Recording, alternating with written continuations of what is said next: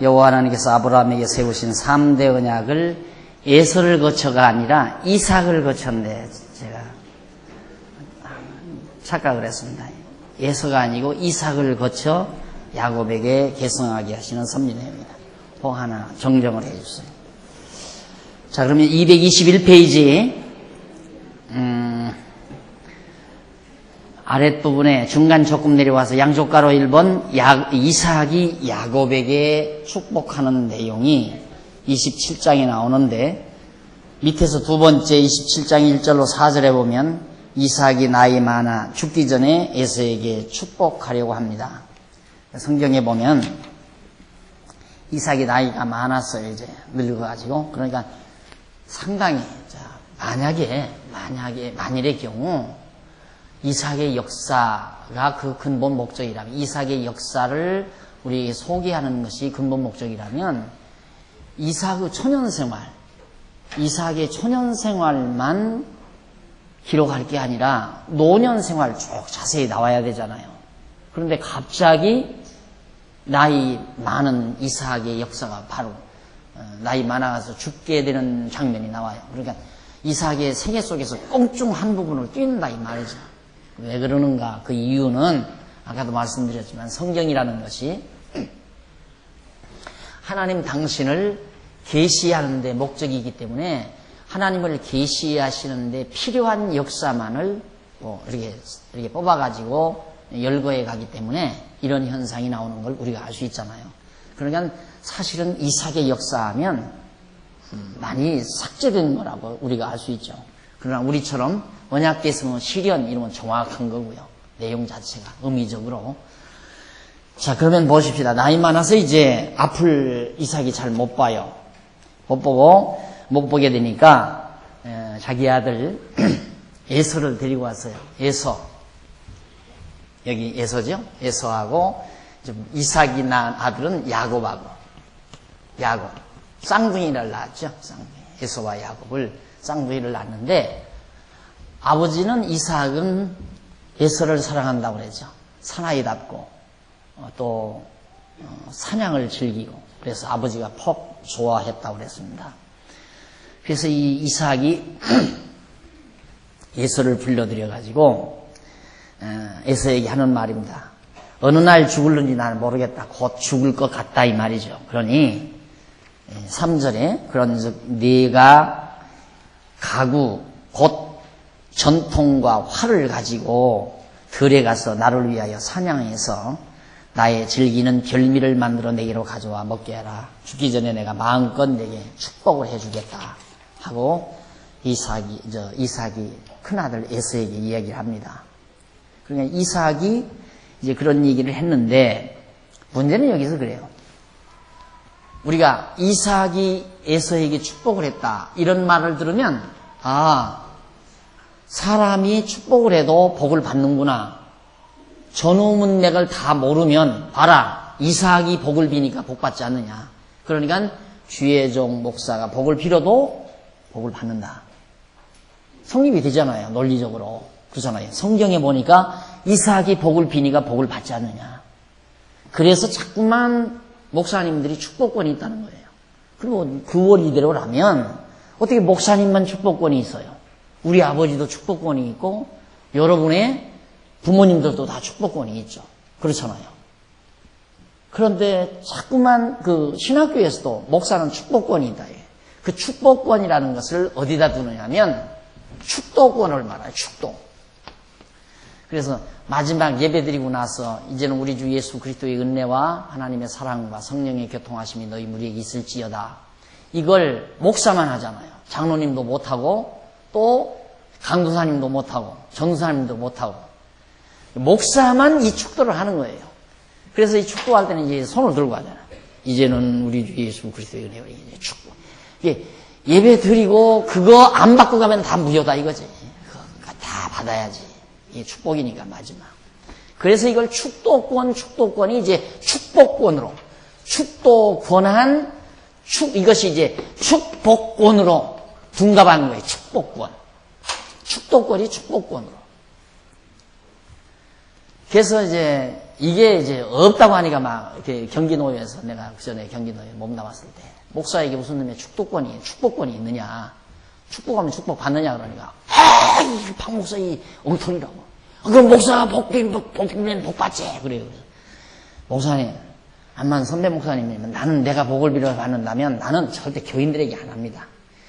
내 세 딸이 있는데 매 세 딸만 앉혀놓고 내가 복을 빌지 무엇 때문에 내가 교인들한테 복을 빌겠습니까? 그랬더니 얼굴이 빨개지더라고요. 웃기는 사람들이죠. 말이나 되는 얘기예요. 내가 양심적 아니에요? 내가 양심적이죠. 만약에 내가 여기 권사님들한테 복을 빌었는데 그냥 막 금덩어리가 막 몰려드는 거야. 배 아파서 어떻게 살아 내가. 진짜 배 아프죠. 나는 지금 새 집 살게 됐는데. 말도 안 되는 얘기예요. 무슨 축복권이 있어요, 축복권이. 그러니까 이삭이 야곱에게 복을 빌었다 이거야. 이삭이 에서에게 복을 빈다. 복을 비니까 복 받지 않느냐 이거죠. 근데 그게 아니고 바로 이거예요. 언약 계승. 지금 야고브 언약이 계승되는 거다 이거예요. 그러니까 아브라함에게 하나님께서 하신 복이 그 아들 이삭에게 계승되고 그 이삭에게 계승된 복이 야곱에게 계승되는 거예요. 그러니까 만일의 경우 이삭이 자기가 계승되지 아니한 복을 야곱에게 빈다고 해서 복이 되느냐 이면 안 되죠. 복을 받을 수는 안 돼요. 절대. 하나님이 언약된 거기 때문에 언약대로 당신 너 복을 받는다 그 말이거든요. 봐라, 아브라함에게 우리 할아버지 아브라함에게 그냥 자기는 아버지죠. 이삭은 아버지 아브라함에게 하나님께서 생육하고 번성하고 땅에 충만하고 이 땅을 정복하고 다스리라 이 복을 하나님이 허락하셨다. 그 언약에 언약된 복이 그 자손에게 임한다고 했으니까 나도 아브라함의 아들이고 너도 아브라함의 손자니까 내게도 이 복이 임한다. 그 뜻이에요. 복을 빈다는 것은. 그러니까 우리가 복 비는 것은 아무나 빌어도 돼요. 어떤 복? 성경에 약속된 복. 이건 아무나 빌어도 돼요. 목사만 빌어도 되는 게 아니에요. 예를 들어 하나님께서 언약자손에게 하나님 나라 복 약속했잖아요. 신령한 복 약속했잖아요. 이 약속된 신령한 복을 박 목사가 빈다고 해서 박 목사만 빌어서 되는 게 아니에요. 여러분들이 어디 성도집에 잠시 가서 좀 같이 친교하러 가가지고 그 가정에서 기도하잖아요. 가면 딱 기도할 때 하나님 아버지의 택한 백성의 가정에 신령한 복이 임하게 해주소서. 그 기도는 효과 있는 복이에요. 그건 틀림없이 효과가 있는 거예요. 왜? 그건 언약돼 있으니까 언약자손에게. 그 외에는 백날 빌어왔대자 필요 없어요. 하나님 아버지 와보니까 아파트가 좁네요. 이 가정의 아파트 좀 한 10평만 더 늘렸으면 좋겠습니다. 주여 믿습니다. 꼭 믿습니다. 그런다고 되는 거 아니에요. 그러니까 지금 이삭이 자기 큰아들 에서에게 지금 복을 빌려고 그러거든요. 그런데 우리는 이미 앞에서 하나님은 야곱 큰 자는 작은 자를 섬기리라. 그러니까 사실은 복은 누구에게 진짜 복은 누구에게 계승되냐면 야곱에게 계승이 돼야 여기에. 그런데 이삭은 큰아들이 이쁘잖아요. 사냥도 하고 자주 별미를 해서 갖다 주고 하니까 이삭에게 복을 빌려고 이삭한테 조용히 얘기를 해. 가서 짐승 잡아다 가지고 와라. 내가 별미를 먹고 너에게 복을 마음껏 빌어주겠다. 그런데 신기한 것은 하나님이 이삭의 눈을 감겨줬습니다. 안 보게 봉사가 된 거예요. 그 나이가 많아가지고. 근데 그 말을 하는 것을 에서에게 그 말 하는 것을 누가 들었냐면 리브가가 들었어요. 야곱과 에서를 낳은 어머니 리브가가. 리브가는 누구를 사랑하냐면 야곱을 사랑한단 말입니다. 그러니까 리브가가 가만히 보니까 큰일 났거든. 자기가 사랑하는 야곱은 복을 못 받고 자기가 별로 사랑하지 않는 에서가 복을 받게 되니까 이 리브가가 야곱을 빨리 불러들였어요. 야, 너희 아버지가 에서에게, 너희 형 에서에게 여차하더라. 그러니까 네가 빨리 가서 저 우리에 가서 양우리에 가서 사냥할 것도 없이 양우리에 가서 양 한 마리 가지고 오더라. 그래가지고 그걸로 요리를 해서 양 가죽을 여기다. 에서는 털이 벌벌하니까 혹시라도 모르니까 양 가죽으로 여기 털을 입혀가지고 음식을 해서 들여보냈어요. 아버지한테. 이삭한테 가니까 이삭은 눈이 어두우니까 예선지 야곱인지 모르잖아요. 보아가지고는 볼 수는 없으니까. 그래서 아버지 제가 여기 음식을 가져왔습니다. 그러니까 아버지가 딱 들어보니까 목소리가 이상해요. 에서가 아닌 것 같다 이 말입니다. 얘야, 너 에서의 목소리가 아닌 듯 싶다. 그러니까 야곱이 하는 말이, 네, 사냥하느라고 고함을 질렀더니만 목이 쇠서 그렇습니다. 거짓말을 했어요. 그러니까 그래도 안 믿어지니까 이삭이 이리 가까이 와봐라. 만져보니까 털이 벌벌해요. 그렇게 에서 손목 같다 이 말이에요. 이삭이 볼 때. 그러니까 어떻게 손은 에서 손인데 목소리는 야곱의 목소리 같구나. 그러니까 이제 목이 쇠서 짐승 잡느라고 목이 쇠서 그렇습니다. 그냥 빌어버린 거예요. 다. 누구 뜻대로 된 거예요? 그 하나님 뜻대로 되는 거예요. 백날 해봤대자 필요 없어. 어차피 하나님 뜻대로. 그러니까 야곱하고 부인하고 공모를 해서 누구 사기친 거예요? 자기 남편 아버지 사기친 거예요. 인간적으로 보면 사기죠. 거짓말 했으니까. 자기 남편 속이고 아들놈은 저 아버지, 그러니까 어머니하고 아버지하고 모녀간에, 모자간에 공모를 해서 남편을 속였으니까. 그것이 하나님의 뜻대로 되기 위한 작업이었다. 그러니까 하나님께서 눈 먼다면, 눈이 안 멀었으면, 소경되는 것도 다 하나님의 뜻이에요. 소경이 안 됐으면, 야곱 곤장만 맞고 나왔지, 이놈. 애비를 속이려고 이놈 하고, 아버지한테 뺨을 맞았던 거야, 볼기를 맞던 거 하고 나왔을 거예요. 그런데 하나님께서 바로 에서를 통해서 야곱에게 언약이 계승이 됩니다. 복을 비는 거예요. 그런 내용이 정말 지금 5절로부터 17절까지 나와요. 그런데 그 사실을 이제 야곱이 복을 받아가지고 다 나왔는데 뒤에 에서가 들에 가서 짐승을 잡아가지고 열심히 요리를 해가지고 아버지한테 가지고 갔어요. 이삭이 아버지한테 가니까 너는 누구냐? 제가 에서입니다. 깜짝 그때야. 아버지가 쏘았다 싶어요. 그런데 이미 야곱에게 복을 빌어버렸으니까 할 수가 없잖아요. 여기도 재미난 거예요. 만약에 이삭이 자기 마음대로 복을 빌 수 있는 거라면 야곱이 막 이놈아 너 들어와라. 너 다 일어나 취소다 이놈아. 안 된다. 너는. 그리고 에서에게 다시 빌 수 있잖아요. 근데 그게 안 돼요. 이미 빌어버렸어요. 그러니까 어쩌냐. 이미 내 동생 야곱이 다 받아갔다. 그래가지고 그 나머지 찌꺼기 복을 에서에게 준 거예요. 그 복으로 에서의 후손이 번창을 해서 지금 전쟁을 이기는 이슬람 족속의 한 파트를 점령한 족속이 된 거예요. 이 에서의 후손이. 이스마엘 있죠? 이스마엘. 나중에 이제, 이스마엘이 아니라 에서의 후손이. 에돔 족속이라고 해서. 그러니까 하나님께서 이미 야곱에게 뱃속에 있을 때부터, 태중에 있을 때부터 하나님은 야곱을 사랑하고 에서는 미워했어요. 에서는 저버렸어요. 이게 선택이라고 하는 거예요. 선택. 이건 유기. 에서는 유기 버리고 야곱은 선택을 했다. 뱃속에 있을 때부터. 이것이 바로 예정론이라는 거예요. 제가 늘 강조하는 성경이 말하는 예정론. 그러니까 선택된 언약자손과 언약받지 못한 자손이 이미 딱 갈라지는 거예요. 이걸 거룩이라고 해요. 거룩. 거룩이란 말이 뭐냐?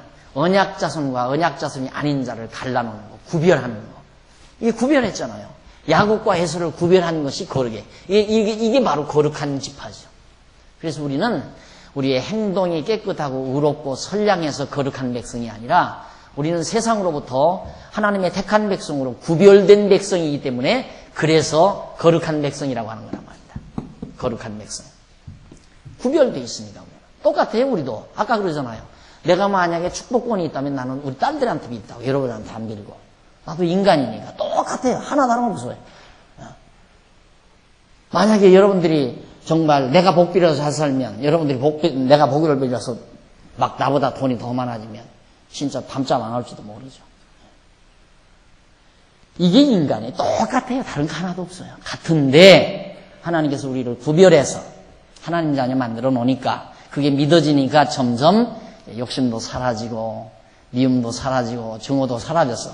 그래서 점점 이제 우리의 마음이 바뀌어지니까 우리 성도님들이 좋은 집을 사도 기쁘고 즐겁고 누가 사업이 잘 돼서 모든 일이 다 번창하게 돼도 같이 기뻐하고 즐거워할 수 있지. 그러지 않으면 일반적인 우리의 육체의 소욕 그대로 가지고 있으면 10번이라도 그렇죠. 10번이라도. 사촌이 논사도 배가 아프다는데.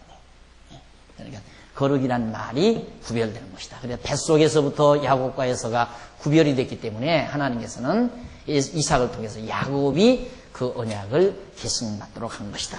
이게 이제 바로 223페이지에 계속 소개된 말씀입니다. 그 다음 넘어가서 224페이지.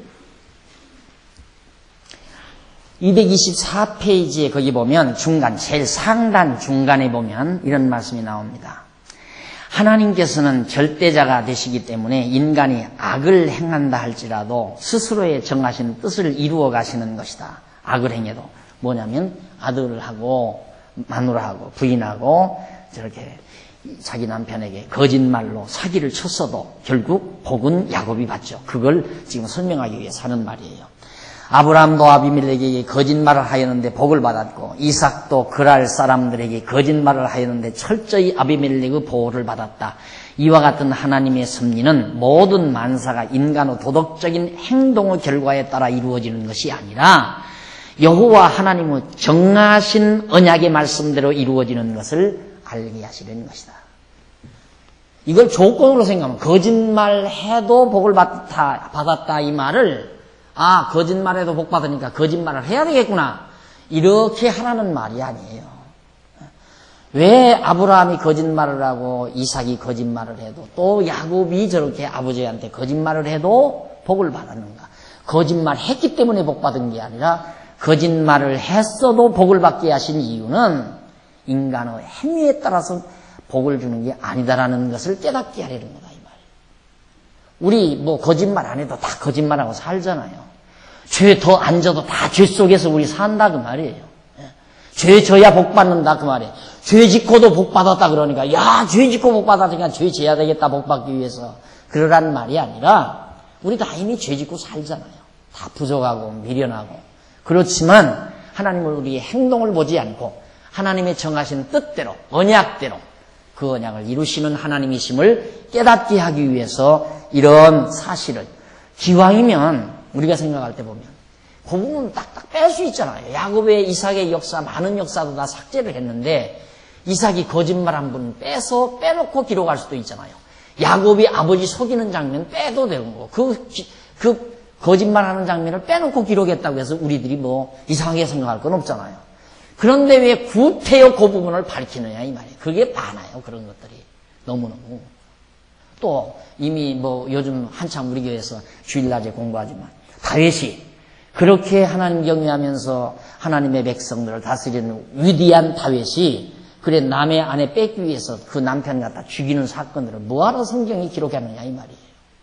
그거 기록 안 해도 되잖아요. 빼내도 누가 모르니까 기록 안 하게 해도. 그런데 그 부분을 확 집어넣어놔요.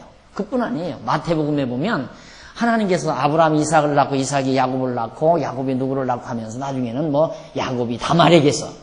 야곱이 다말에게서 베레스를 낳고 이런 말이에요. 이 야곱이. 다말이 누구냐면 며느리예요.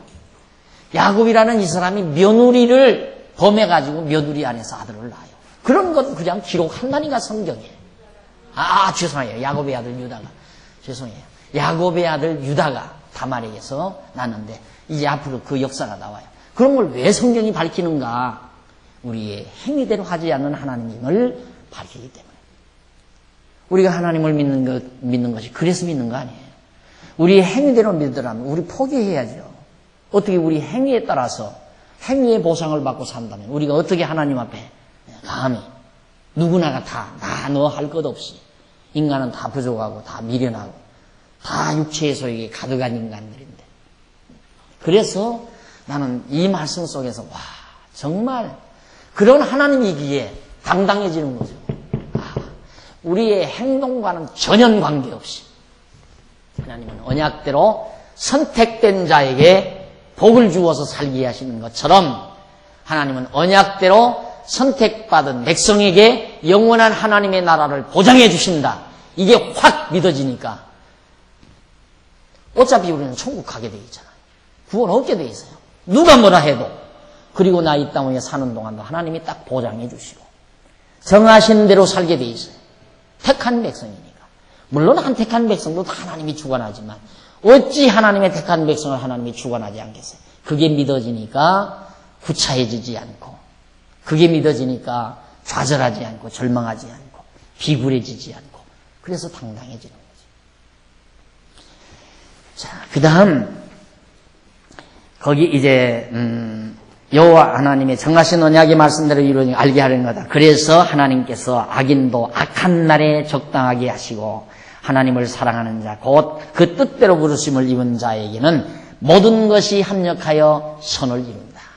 자, 이렇게 모든 일, 자, 야곱이나 이삭이나 아브라함이나 쫓겨가서 거짓말했는데도 큰 부자가 돼서 나오고, 그러니까 이런 일 저런 일들이 합력해서 결국은 하나님의 뜻이 이루어지는 것이다. 그런 의미로 설명해 드린 겁니다. 그 다음 27장 18절로 29절까지 보면 눈이 어두운 이삭이 속아 작은 아들 야곱에게 축복한 내용을 아까 설명 다 했어요. 그 설명. 그 다음 넘어가서 226장 하단에 보면 27장 30절로 40절에 보면 야곱에게 복을 빼앗긴 에서에게 이삭이 축복을 해주는, 아까 나머지 부스러기 축복해줬다고 그랬죠? 거기 조금 한번 읽어보실래요? 이삭이 야곱에게 축복을 마침에 야곱이 그 아비 이삭 앞에서 나가자 곧 그 형 에서가 사냥하여 돌아온지라. 그가 별미를 만들어 아비에게로 가지고 가서 가로되 아버지여 일어나서 아들의 사냥한 고기를 잡수시고 마음껏 내게 축복하소서. 그 아비 이삭이 그에게 이르되 너는 누구냐? 그가 대답하되 나는 아버지의 아들 곧 아버지의 맏아들 에서로소이다. 이삭이 심히 크게 떨며 가로되 그런즉 사냥한 고기를 내게 가져온 자가 누구냐? 너 오기 전에 내가 그렇다면 그런지 아니라 그렇다면 네가 에서라면 아까 그 고기 가져온 사람은 요리 가져온 사람은 누구냐 그 말이죠. 너 오기 전에 내가 다 먹고 그를 위하여 축복하였다. 에서가 벌써 딱 예감을 예측을 했습니다. 아하, 야곱에게 쏘았구나. 이게 쏘은 게 아니라 정정당당한 거예요. 왜 그러냐면 에서가 야곱한테 장자의 명분을 팔았죠. 네? 앞에서 팔았잖아요. 못 먹고 못하고 팥죽 한 그릇하고 장자 명분. 이게 팥죽 한 그릇을 야곱은 주면서 너 나한테 형이라고 하면 내가 주지 그러니까 에서가 그래라 하니까 네가 형 해라 하고 팥죽 한 그릇 얻어먹었다 이 말이에요. 이것도 계약이죠. 서로의 계약. 이게 계약대로 야곱이 장자의 명분으로 복을 받은 거고, 에서는 지가 팔아먹었으니까, 장자의 명분을 팔아먹었으니까 장자의 복을 놓쳐버린 거고. 자, 이런 것들도 다 동화 같은 얘기 같지만은 다 하나님의 섭리 속에서 이루어지는 것들입니다. 자, 이렇게 해서 복을 다 이제 동생에게 빼앗기고 나서 35절 보세요. 35절.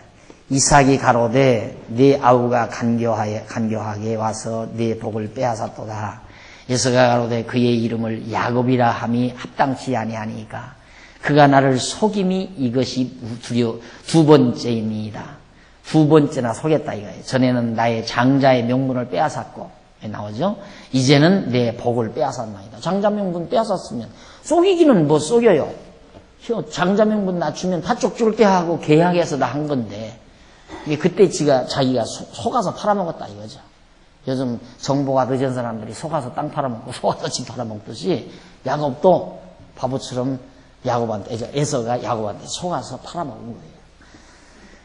그러더니만 이제 복도 다 가져갔다. 그래가지고 하는 말이 37절 이삭이 에서에게 대답하여 가로되 내가 그를 너의 주로 세우고 그 모든 형제를 내가 그에게 종으로 주었으며 곡식과 포도주를 그에게 공급하였으니 내 아들아 내가 내게 무엇을 할 수 있으랴. 다 야곱은 주인이 되고 네 자식들은 다 종이 될 걸 다 이때 다 주어버렸다 이 말이에요. 기억 안 나요? 지금의 역사가 그대로 돼 있잖아요. 지금의 역사. 야곱의 후손은 지금 부유하게 잘 살아요. 그런데 에서의 후예들은 지금 완전히 정말 피폐한 상태에서 그들이 살고 있고 나중에는 침략을 받아서 에서의 후손들이 다 종로로 당한 에돔 족속들이 야곱의 후손에게 와서 종노릇하고 그렇게 사는 역사가 후대에 펼쳐져요. 지금도 그렇게 살고요, 사실은. 너무너무 가난하게 에서의 후손들. 그러니까 이것이 하나님의 정하신 뜻대로 다 이루어지고 있다는 것을 현대 역사도 우리에게 잘 보여주고 있는 거예요. 자, 이래서 38절 거기 보면 38절 에서가 아비에게 이르되 내 아버지여 아버지의 빌 복이 이 하나뿐이니까 내 아버지여 내게 축복하소서 내게도 그리하소서 하고 소리를 높여 우니 그 아비 이삭이 그에게 대답하여 가로되 너의 주소는 땅의 기름짐에서 뜨고 그러니까 아주 피폐한 땅에서 산다. 기름진 땅에서는 너희는 살 수가 없다. 이게 복 빌어달라니까 조주를 하잖아요. 기름진 땅에서 너희는 뜬다. 너희 땅은 아주 피폐한 땅에서 너희가 산다. 뜨고 내리는 하늘 이슬에서 뜰 것이고 이슬도 잘 내리지 않고 그러니까 초목이 잘 안 자라는 거죠. 그 다음 40절 너는 칼을 믿고 생활하겠고 항상 전쟁에 쫓겨나고 전쟁을 해야 되고 내 아우를 섬길 것이며 네가 매임을 벗을 때에는 그 멍에를 네 목에서 떨쳐버리리라 하였더라. 그러니까 결국 에서도의 후손이 아주 삭막한 땅, 에돔 땅이라는 곳이 비도 잘 안 내리고 나중에 이들이 가는 에서족속들이 사는 땅이 아주 피폐한 땅, 산악지, 물도 잘 안 나오고 그리고 이쪽으로 퍼져나가는 이 땅도 다 그런 땅이었어요. 그리고는 종로로 다리라 해서 종로로 됐고 벗어나서 사네. 지금은 뭐 이스라엘 유대인들의 종에서 벗어났다 하지만은 완전히 가난 속에서 지금 방황하는 것이 에서족 속의 후예들이 지금 겪고 있는 역사의 현실입니다. 자, 그 다음에 이렇게 이제 예언한 내용대로 되어지는 내용들을 이제 설명해 드린 내용이 거기 나오고요. 거기 이제 조금 보십니다. 229페이지 위에서 네 번째 줄 바꾼데 보시면은 229페이지 위에서 네 번째 줄 바꾼데 그런데 일반적으로 무당이 복을 빌면 복을 받는다고 사람들이 생각하는 것처럼 목사나 부흥사가 복을 빌면 복을 받는다고 생각하고 있다. 그러한 생각은 아브라함이 이삭에게 복을 빌어서 복을 받았고 이삭이 야곱에게 복을 빌어서 복을 받은 것으로 곡해하여 생긴 어리석은 결과다. 그런 이야기를 참고로 거기 써드렸습니다. 시간이 있는 대로 보시면 되겠고요. 그 다음 230페이지 넘어가서 모든 것들은 하나님의 언약대로 이루어지는 겁니다. 27장 41절로 45절에 보면 리브가가 야곱에게 형 에서의 복수를 피하라고 말합니다. 에서가 화가 났어요. 화가 나가지고 죽이려고 해요. 야곱을 죽이려고. 사실 죽일 수가 없죠. 왜? 하나님이 야곱을 택했는데 죽을 자가 아니에요. 그러나 리브가가 어머니 보기에 막 살기가 등등해서 형이 동생을 죽여버리려고 그러니까 어머니 리브가가 야곱에게 귀띔을 했어요. 너 큰일 났다. 형이 저렇게 화가 나고 널 죽이려고 하니까 여기 머물지 말고 외갓댁으로 가라. 리브가 자기 외갓댁으로 보냈어요. 외갓댁으로 가서 거기 가서 피신했다가 오라고 하란으로 보낸 겁니다. 외갓댁이라는 게 이제 하란인데 하란으로 가서 머물러 있으라 해서 피하라고 우리 권면하는 내용이 45절까지 나와요. 그 다음 거기 보면 큰아들 야곱을 피해서 가라고 할 때 아버지를 곡할 때라고 하는데 곧 아버지 이삭이 죽을 때를 말합니다. 아버지 이삭이 죽을 때까지 이제 가서 피해 있으라 그 말이에요. 그 다음 양쪽 가로 2번 230페이지 한 밑에쯤 보면은 양쪽 가로 2번 하나님이 야곱에게 언약을 합니다. 야곱은 형을 피해서 이제 도망을 가요. 쭉 도망을 가는데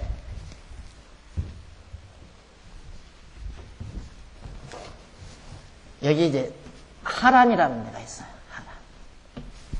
쭉 갑니다. 가다가 야곱이 46절 제일 하단에 보세요. 하단 46절로 28장 5절에 어머니 리브가가 꾀를 내어 야곱을 외가로 보내는 내용이죠. 보내는 내용인데 리브가가 야곱에게 이르되 내가 햇사람 딸들을 인하여 나의 생명을 싫어하거늘 야곱이 만일 이 땅의 딸들 곧 그들과 같은 햇사람의 딸들 중에서 아내를 취하면 나의 생명이 내게 무슨 재미가 있으리까.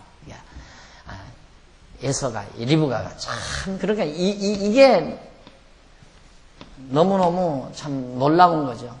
리브가가, 이게 어머니 아니에요? 근데 에서는 해쪽 속의 딸에서 아내를 삼았단 말이에요. 그것 때문에 리브가가 굉장히 같은, 그러니까 동서끼리인가요? 동서끼리가 되는 거죠. 에서의 아내와 야곱의 아내가 동서끼리인데, 이 이방 여인이니까 아주 그것 때문에 굉장히 신경을 많이 썼어요. 그런데 지금 에서가 야곱을 죽이려고 하니까 어머니 리브가가 꾀를 냈어요. 꾀를 내가지고 자기 남편 이삭에게 야곱을 그냥 여기 놔두면 야곱이 이 땅 여인들하고 또 결혼하면 어떡합니까? 그러니까 야곱을 좀 이 땅에서 내보내십시다. 잠시 해외여행을 시키십시다. 이런 뜻이에요. 지금으로 말하면. 그러니까 이삭이 그걸 허락을 했어요. 그래가지고 리브가가 야곱을 바로 자기 친정으로 빼돌립니다. 그러니까 결국 야곱도 자기 아내를 맞아들이는데 결국은 이방 여인을 얻지 않게 하시는 하나님의 섭리도 되는 거죠. 그래서 고향에 가서 장가 들고 자녀 낳고 재산 모아가지고 돌아와요. 그게 이제 야곱의 생애예요. 그게 다 뭐냐? 하나님의 섭리대로 되는 거다. 그것도 놀랍잖아요. 가지고 에서야 야곱과 에서인데 야곱이야 이 땅에서 장가 들어서 그렇게 되지만 야곱은 여기서 장가 들면 안 된다 이거예요. 그래서 이제 고향 땅으로 보내가지고 고향 땅 친정에 가서 에숙의 딸 중에서 라헬과 레아를 아내로 맞아들여서 자손 낳고 딸 낳고 해서 이제 많은 큰 무리를 이루어서 돌아오게 됩니다.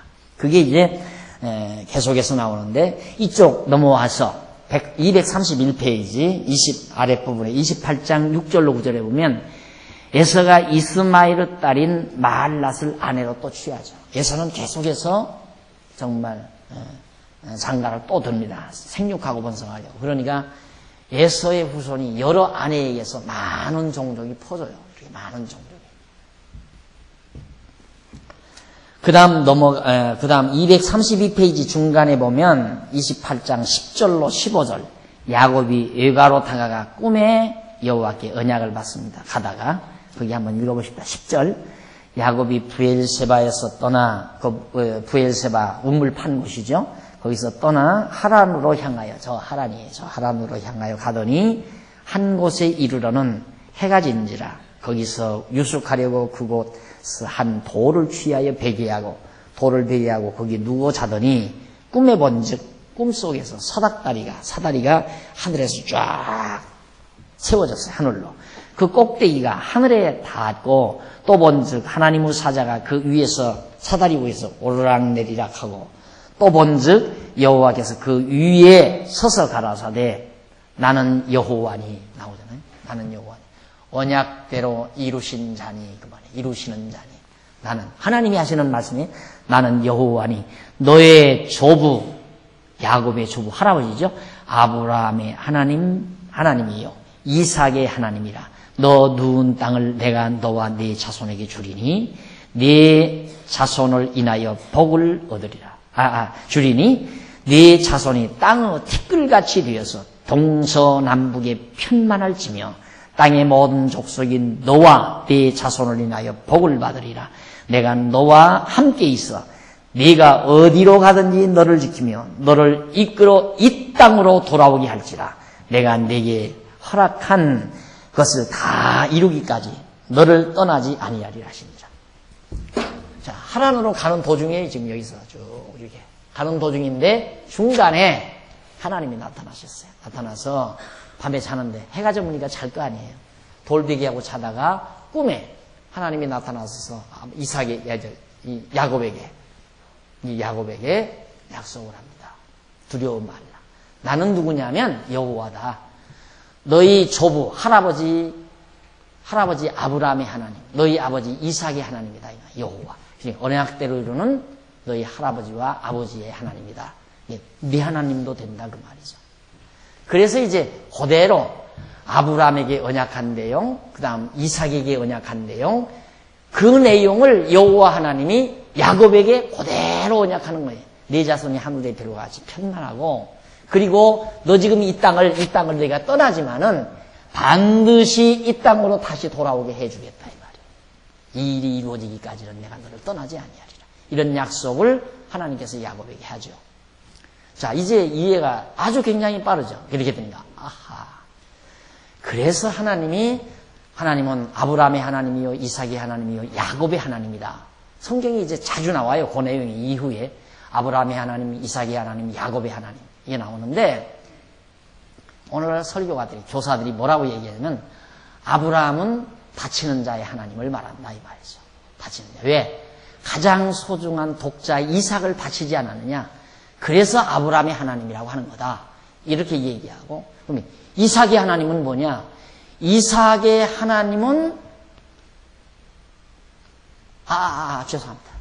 아브라함의 하나님은 믿는 자의 하나님, 믿는 자의 하나님. 이삭의 하나님은 바치는 자의 하나님. 이삭이 자기 몸을 하나님께 바쳤습니다. 그 다음에 야곱은 구하는 자의 하나님. 야곱이 약복강 나루에서 하나님께 구했다, 기도했다. 그러니까 하나님을 자기 하나님으로 삼으려면 믿어야 되고, 그 다음 하나님께 바쳐야 되고, 그 다음 기도 많이 해야 된다. 이래서 아브라함의 하나님, 이삭의 하나님, 야곱의 하나님이라는 말을 그렇게 해석을 해서 설교를 해요. 우리가 성도들은 가만히 들어보니까 맞는 거 같거든요. 아브라함 믿음의 조상이라니까. 아브라함의 하나님이라는 말은 믿는 자의 하나님이라는 뜻이로구나. 그러니까 내가 잘 믿어야 하나님이 내 하나님이 되겠구나.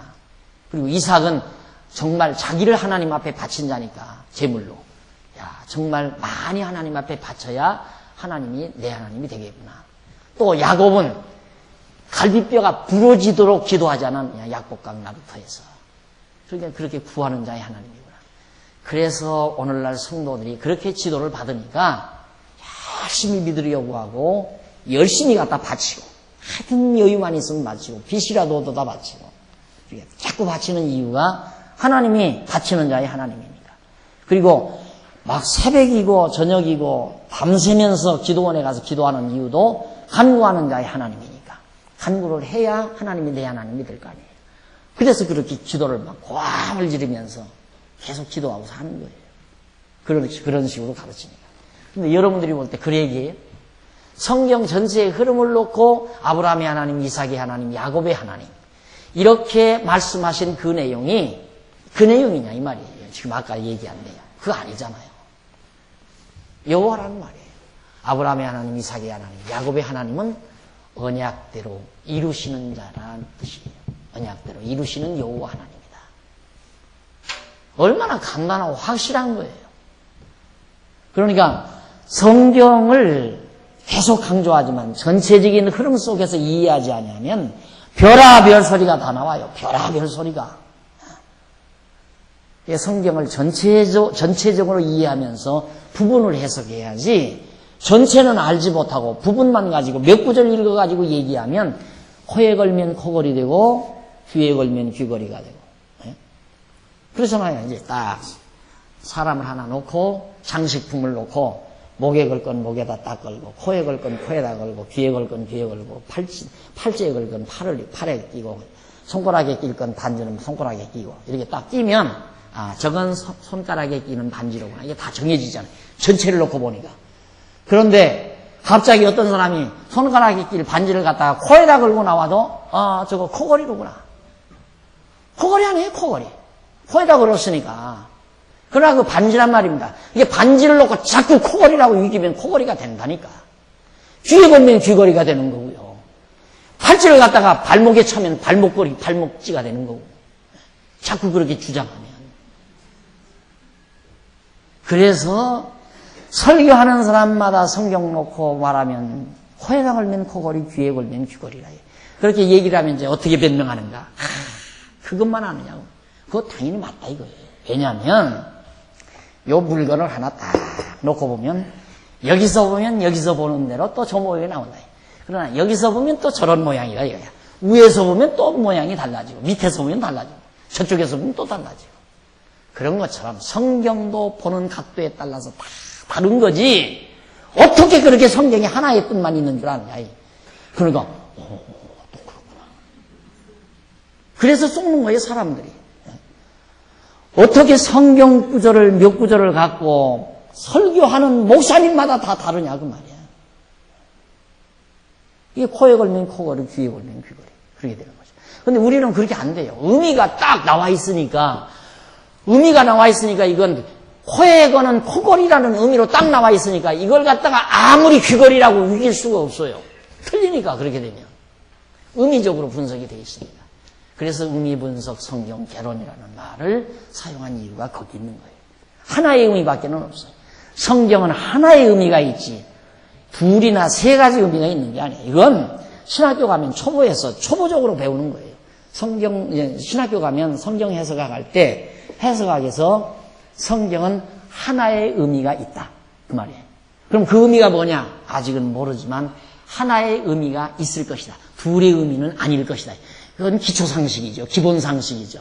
어떤 글이 한 권의 책이 있다면 그 한 권의 책이 딱 하나의 의미지 어떻게 그 책이 10개의 의미, 20개의 의미를 가질 수 있습니까? 전체적인 문맥을 보아서 전체 속에서 이 책이 말하고자 하는 중심 테마가 있잖아요. 거기에서 하나의 의미를 가지고 책을 쓰는 사람이 책을 쓰는 거란 말입니다. 여러 개의 의미가 있다면 그건 잡지예요. 책이 아니에요. 잡지. 학술적인 책이 아니래요. 잡지는 한 권 속에 막 여러 개의 글들이 잡다한 글들이 이제 편집된 걸 잡지라고 하잖아요. 이게 정말 학술적인 책은 하나의 의미밖에 없어요. 그렇게 성경을 잡지로 보면 뭐 10개의 의미고 20개의 의미고 있지만은 성경이 진리라고 한다면 이건 하나의 의미밖에 없다. 그래서 해석학에서는 성경은 하나의 의미가 있다. 그건 뭡니까? 그러면 그건 모르겠다 이거죠. 그러나 하나의 의미가 있을 것이다. 왜? 성경이 진리니까. 가정은 있어요. 그럴 거라는 가정. 그러나 찾지는 못한 거죠. 그런데 여러분들이 지금 하나의 의미를 찾아가지고 공부하는 거예요. 그래서 성도대학이 대단한 대학이에요. 날들어 자화자찬한다고 또 여러분 그럴지 모르지만 삐죽한 사람은 내일부터 안 나와도 돼. 다음 주 가는 것도. 정말 맞다 하면 열심히 공부하십시오. 진짜예요. 세상에 진리란 없어요. 그러나 성경은 진리예요. 놀라운 진리예요. 이 성경만 완벽하게 정말 터득을 하면 세상이 보이고 내가 보이고 삶이 보이고 다 해석이 되고 그리고 소화가 되고 그래서 총명해지고 밝아지고 당당해지고 왜 진리니까. 그래서 이제 아브라함의 하나님, 이삭의 하나님, 야곱의 하나님이란 말이 언약대로 이루시는 여호와 하나님이라는 뜻이다. 그 말이에요. 그런데 그 다음 넘어가서 233페이지 중간에 보시면 28장 16절로 22절 야곱이 베델에서 돌로 단을 쌓고 여호와께 서원을 합니다. 하나님께서 그렇게 축복을 하니까 야곱이 잠이 깨어 가로되 여호와께서 과연 여기 계시거늘 내가 알지 못하였도다. 이에 두려워하여 가로되 두렵도다. 이곳이여 다른 것이 아니라 이는 하나님의 전이요 이는 하늘의 문이로다 하고 야곱이 아침에 일찍 일어나 베개하였던 돈을 가져다가 기둥을 세우고 그 위에 기름을 붓고 그곳 이름을 베델이라 하였더라. 바로 베델에서 그렇게 된 거예요. 베델은 자, 여기 사해바다죠. 예. 자, 이쯤 지금 예루살렘터 예루살렘 여기에 하나님의 전이 지어질 것을 벌써 이 당시에 예루살렘 성전은 솔로몬 때 지어지지 한참 역사 후대에 지어져요. 그런데 벌써 그 장소에 지금 이 예루살렘 이 터 때문에 지금 전쟁이 일어나거든요. 지금 팔레스타인하고 이스라엘하고 또 전쟁이 일어났잖아요. 그래서 이스라엘이 지금 몇 군데 또 이제 후퇴해 준다고 그러더래요. 뺏었다가 요 며칠 전에 뺏었다가 물러나라 하니까 아마 몇 개 도성을 내놓는 것 같아요. 왜 그러는가? 이 예루살렘 터 때문에 그래요. 여기 이 터 때문에. 근데 여기에 여호와의 전을 세울 것을 하나님께서 야곱이 돌 베개하고 자다가 일어나서 그 베었던 돌로 기둥을 세운 거예요. 여기가 하나님의 전의 터가 된다고. 아, 여기 여호와 하나님이 계시군요. 여호와가 이 땅에 계시군요. 거기 나타났다니까 야곱은 거기 하나님이 거기에 와 계시는 줄 알고. 그래서 그걸 돌을 세워놨어요. 그리고 여기가 하나님의 전이 될 것을. 그래서 기둥을 세우고 그의 기름을 부었단 말입니다. 20절 야곱이 서원하여 가로되 하나님이 나와 함께 계시니 내가 가는 이 길에서 나를 지키시고 먹을 양식과 입을 옷을 주사 나로 평안히 아비 집으로 돌아가게 하시오면 여호와께서 나의 하나님이 되실 것이요. 그러죠.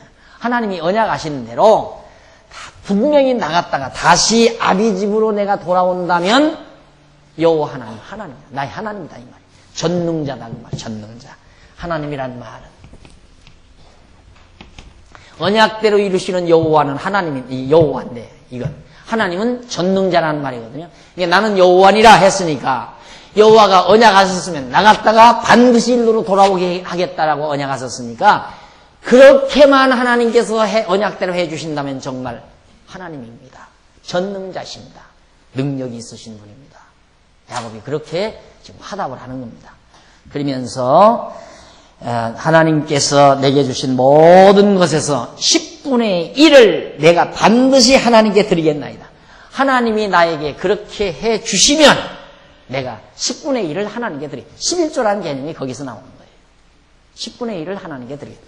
하나님께서 이렇게 언약대로 이렇게 나갔다가 돌아오게 해 주시면, 그러니까 복을 주시면 받은 바 복에서 열의 하나를 하나님께 제물로 드리겠습니다. 그 말이에요.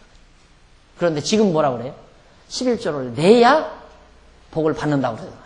야곱은 복을 주시면 받은 복에서 열의 하나를 드리겠습니다. 그 말인데. 그러니까 요즘에는 11조를 복 받는 비결로 자꾸 둔갑을 시키잖아요. 그래가지고 아까도 말했지만 청산 11조. 11조를 했는데 복이 왜 안 옵니까? 그러면 전에 것 안 냈으니까 그거 청산하면 온다. 그럼 이제 마지막 다 평생 거 다 청산했는데도 안 와요? 목사님 저는 다 청산했는데요. 그러면 믿음으로 드리라고 그래요. 믿음으로 어떻게 믿음으로 드립니까? 그럼 한 달에 소득 얼마쯤면 되겠어? 그러면 1,000만 원은 되면 좋겠어요. 1,000만 원만 되면 좋게 한 달에. 그럼 100만 원씩 빚 얻어다가 믿음으로 바쳐.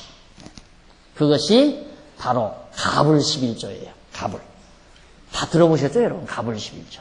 그러니까 미리 100만 원을 빌려다가 아직 1,000만 원 내가 소득은 안 했지만 하나님이 나에게 1,000만 원 소득 준다 믿고 100만 원 빚 얻어다가 11조 100만 원 내면 하나님께서 1,000만 원 준다. 그러니까 전부 그거 하나에 속이 안 터지겠어요, 여러분? 여러분도 속 터지죠? 예? 그래서 전에 목이 터져라고 고함을 지른 거예요, 제가. 열불이 나서. 네, 지금은 글쎄 많이 점잖해졌는지 누구마다나 늙었는지 그건 난 모르겠지만 이게 고함이 쳐리려고 하는 거 제가 자제를 해요. 왜 다들 듣기 싫어하더라고요, 고함 치는 거. 저는 막 열 받으니까 고함을 치는 거예요. 얼마나 많은 사람이 불쌍하게 쏘가요. 갑을 11조 그렇게 해가지고 빚지는 사람이 얼마나 많은데. 나 그런 사람 직접 만나봤어요. 나한테 와서 사정을 하더라고요. 목사님 정말로 이렇습니까? 내 땅이 팔려야 지금 막 완전히 부도를 막겠는데 안 팔리니까 우리 목사님한테 갔더니만 하나님 앞에 기도하면 팔린다고 기도해서 안 팔려서 기도해도 안 팔려요. 그러면 먼저 팔리면 11조 한다고 하나님 앞에 서원하라고 그러더래요. 그럼 팔린다고. 그래서 하나님 아버지 이 땅만 팔리면 11조는 반드시 드리겠습니다 하고 서원까지 했대요. 그런데도 안 팔린대요. 그래서 또 안 팔린다고 와서 상의를 했더니만 그러면 먼저 그 뭘 쓰라고 돈 준다는 거. 11조 액수 5천만 원 받을 것 중 500만 원 써서 달라고 그러더래요. 그럼 팔린다. 그러니까 거기서 이제 쇠사라차 깬 거예요. 야, 이럴 수가 있나.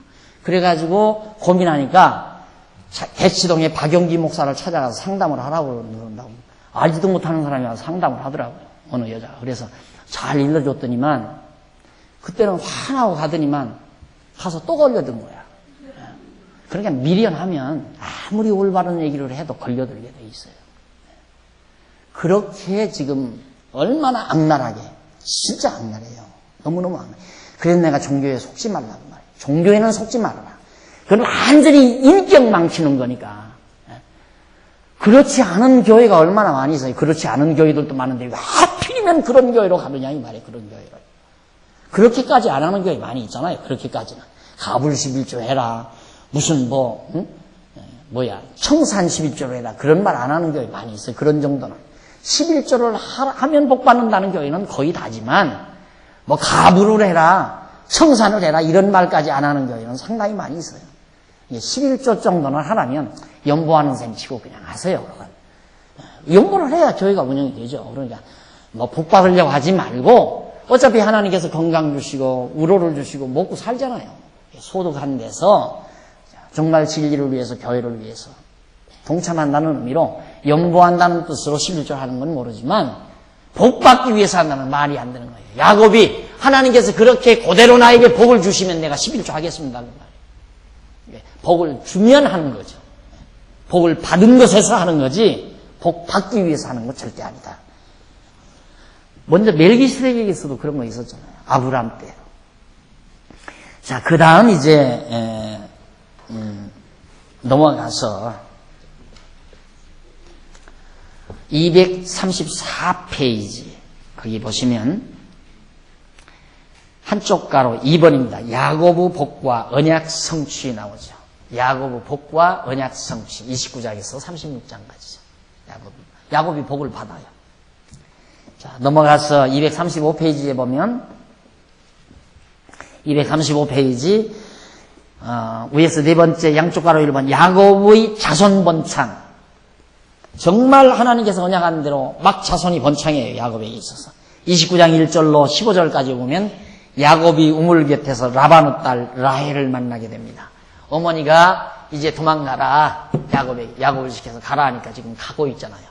가다가 베델에서 만나서 하나님 만나서 언약받고 지금 하나님 쭉 간다 이 말입니다. 가서 결국 야곱이 우물 곁에 갔습니다. 거기 한번 보십시다. 1절, 29장 1절. 야곱이 발행하여 동방 사람의 땅에 이르러 본즉 들에 우물이 있고 그 곁에 양세 떼가 누웠으니 이는 목자들이 그 우물에 물을 양떼에게 먹임이라. 우물가에는 목자들이 많아요. 그래서 그 우물가에 야곱이 서 있었습니다. 그런데 그 우물가로 4절 보세요. 야곱이 그들에게 이르되 나의 형제여 어디로 쏘뇨? 그들이 가로되 하란에서로라. 야곱이 그들에게 이르되 너희가 나호르 손자 라반을 아느냐? 이 하란에서 나호르 손자 라반을 아느냐? 그러니까 안다 이거예요. 라반이 이제 그 나홀은 아브라함의 아버지요. 아버지. 그러니까 아브라함을 낳으니까 나홀 아니에요? 그러니까 나홀의 손자면은 이제 야곱과 동년배죠. 그럴 거 아니에요. 나홀의 손자니까. 응? 안 그런가?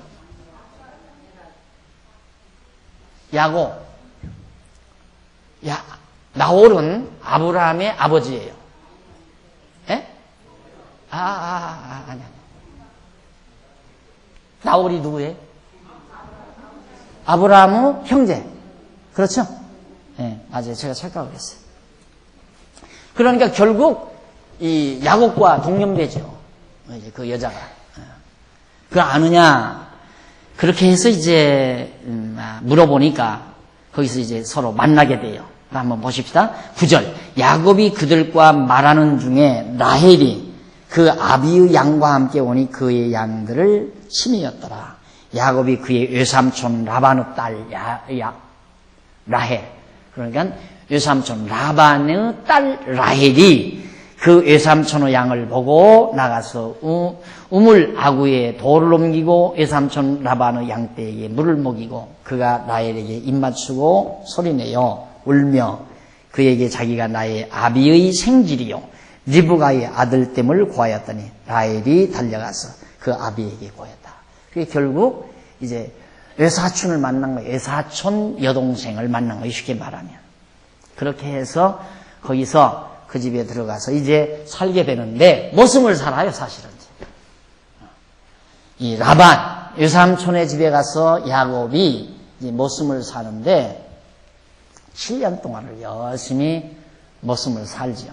사는데 그냥 산 게 아니라 라반의 딸 라헬이 있었어요. 라헬. 큰 딸은 레아고 작은 딸은 라헬인데 작은 딸이 훨씬 예뻐요. 큰 딸보다. 그러니까 야곱이 7년 동안 일할 테니까 이쁜 작은 딸 라헬을 낳아주시면 좋겠습니다. 그 계약이 된 거예요. 그래서 7년 동안 열심히 외삼촌의 집에서 모습을 살아가지고 장가를 7년 만에 갔는데 쏘갔어요. 외삼촌이 밤에 야, 나이 많은 언니를 두고 어떻게 네가 먼저 가느냐. 언니 네가 들어가라. 그래가지고 언니 라헬, 이쁘지도 않은 라헬이 아니 레아가 야곱의 방으로 들어와 버린 거예요. 아침 자고 이 바보지 그러니까 확인이라도 불쏘놓고 확인이라도 할 거지. 그래가지고 쏟고 나서 7년을 또 사는 거예요. 7년을 열심히 7년. 그래서 14년 만에 자기가 원하는 아내 라헬을 또 얻습니다. 그래서 아내가 둘이에요. 그러면서 이제 아들 낳고 아들 자녀들 낳으니까 자꾸 번창을 할 거 아니에요. 그런 내용이 지금 이제 29장 계속돼요. 29장.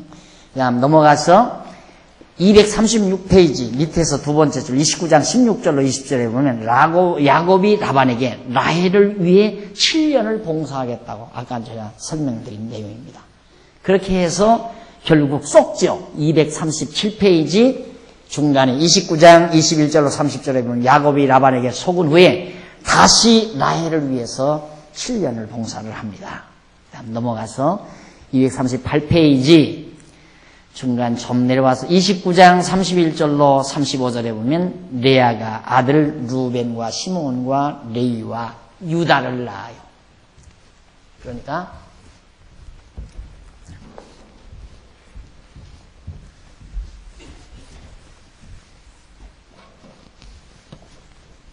야곱이 라헬 언니죠? 왜 이래? 나보다 성경을 더 잘하니까 제가 강의하기가 자꾸 틀려요. 레아가 이제 루벤하고 그다음 시므온, 레위, 유다. 왜 이걸 쓰냐면 유다를 여러분들에게 소개하려고 그래요. 이 유다 이 자손이 유대 민족이에요. 지금 현재. 그러니까 야곱이 레아를 통해서 난 아들 가운데 네 번째 아들이죠. 유다. 이 유다 후손이 지금 유대인이라 이 말이에요. 역사적 사실이죠. 틀림없죠. 이게 역사적인 사실이에요. 그러니까 야곱이 쏘가서 얻은 아내예요. 이게 큰딸 레아. 그래서 나중에 7년 후에 라헬을 다시 위에서 7년 봉사하고 14년 만에 라헬을 얻죠. 대단한 집념이에요. 대단한 집념. 네. 그렇게 굉장히 예뻤던가 봐요. 그러니까 그렇게 집착을 가지고 끝내 자기 아내로 삼죠. 이렇게 해서 이제 했는데 놀랍게도 라헬이 아이를 못 낳아요. 그래서 239페이지 밑에서 30장 1절로 8절에 보면 라헬이 몸종 비라에 의해 아들 단과 납달리를 낳게 하죠. 아름답고 이쁘기는 한데 아이를 못 낳으니까 큰 아내가 첫 아내가 아들을 낳고 자시하고 잠안 떨고 얼마나 괴롭겠어요. 그러니까 야곱이 이제 허락을 해서 라헬이 자기 몸종 여자가 자기를 수종드는 비라라고 하는 여인이 있었어요. 비라. 이 비라를 통해서 아들을 낳아요. 그래서 아들 단과 납달리. 이렇게. 이 아들 둘을 라헬의 몸종을 통해서 낳죠. 이게 있을 수 있는 얘기입니까? 우리 지금 상식으로는. 이게 얼마나 부도덕한 행위예요, 이거. 네? 성경이 나와요. 이게 우리들이 생각하는 상식적인 생각대로, 행위대로라면, 이게 다 쓰레기다 쓸어버려야죠. 정말 여러분, 한 아내하고 지금 잘 사시는 거, 거룩한 생활이에요. 그러고 보면. 얼마나. 천국 12번 가고도 남죠. 그렇게만 사는 것도. 행위대로 간다면. 그거 아니에요. 우리 성경은 행위를 지금 보는 거 아니에요. 절대. 도덕적이고 윤리적인 걸 보는 게 아니라 이 말이죠. 하나님을 계시하려는 여호와 하나님을 계시하려는 이 인간들을 자꾸 착각하니까 하나님 보세요. 생육하고 번성하라고 했으면 정말 레아를 얻지 못하도록 그때 그냥 번개불이라도 팔짝 비춰가지고 이게 레아 얼굴이 보이도록 캄캄한 때 보이도록 하나님이 하셔서라도 내쫓게 했어야 할 거 아니에요. 그리고 마음에 드는 라헬이 들어와서 라헬이 12를 낳든지 22를 낳든지 계속 낳도록 그렇게 해야 우리의 감정에 맞잖아요. 우리의 감정에는. 그런데 뭐요 이게 도대체 하나님이 하시는 일이. 생육하고 번성시키는데 이렇게 번성시킨다 하나님께서. 그리고 넘어가서 30장 9절로 13절까지 나옵니다. 난들 가만히 있었으냐? 나도 하나 만든다. 레아도 자기 몸종 실바라고 하는 여자를 실바라고 하는 여자를 야곱에게 또 들이보내줬어요. 그러니까 실바가 또 아들을 낳아요. 인할리 통속. 야곱도 퍽 괴로웠을 거예요. 어떻게 됐나 다음 시간 보십시다. 기도하십시다.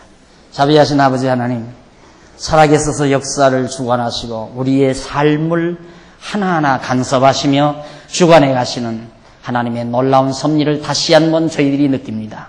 오늘도 배운 말씀 우리의 양식이 되게 하시고 살아계셔서 지금도 역사와 만물을 지배하시는 여호와 하나님 경외하기를 게을리하는 어리석음이 없도록 우리를 지켜주시옵소서. 우리 연보에 동참했습니다. 비록 적은 연보라 할지라도 소중하게 값지게 이 말씀이 전파되고 진리가 선포되어지는 데 소중하게 쓰여지도록 역사하소서. 주께 영광 돌려지도록 함께해 주시옵소서. 예수님 이름으로 기도드립니다. 아멘.